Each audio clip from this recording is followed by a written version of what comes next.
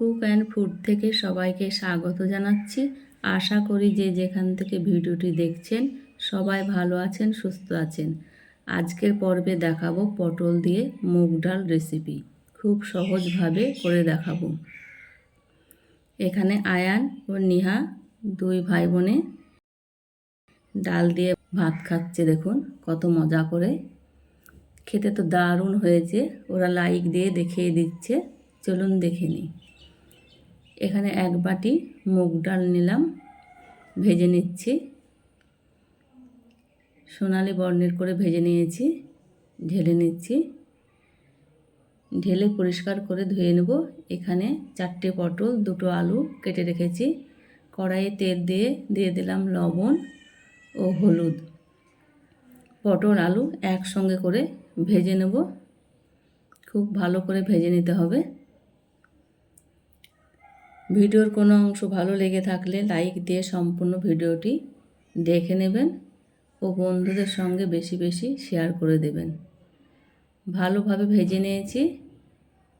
ভেজে রাখা মুগ ডাল দিয়ে দিলাম।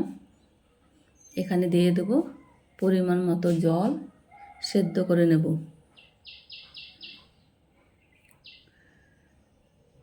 এখানে দিয়ে দিচ্ছি আদা রসুনের পেস্ট 1 চামচ। এখানে অন্য কোনো মশলা ব্যবহার করব না। ঢেকে রান্না করব 10 মিনিট সেদ্ধ হওয়ার জন্য। 10 মিনিট পর ফিরে এলাম। এর মাঝে একবার নেড়ে দিয়েছি, দেখুন সেদ্ধ হয়ে গেছে। এবার আমি নামিয়ে নেব। এবার কড়াইয়ে তেল দিয়ে দিলাম। দিয়ে দিচ্ছি একটা মোটা সাইজের পেঁয়াজ কুচি, বাদামি কালার করে ভেজে নেব। ভেজে নেওয়া হয়ে গেছে। দিয়ে দিচ্ছি রসুন কুচি।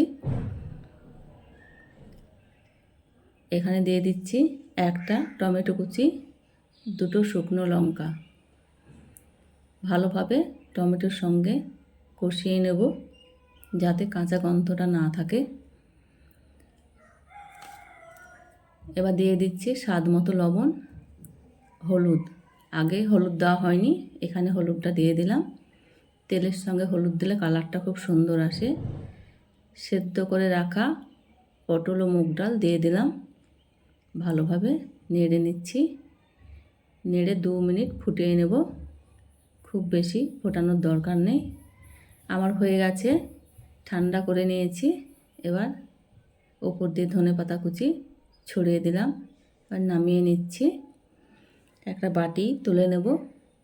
মুগ ডাল দিয়ে যে এত সুন্দর রেসিপি হয়, না দেখলে বিশ্বাসই হবে না। খেতে তো দারুণ হয়েছে। পটল তো খেলে বোঝাই যাবে না যেটা পটল খাচ্ছি। অসম্ভব মজার হয়েছে।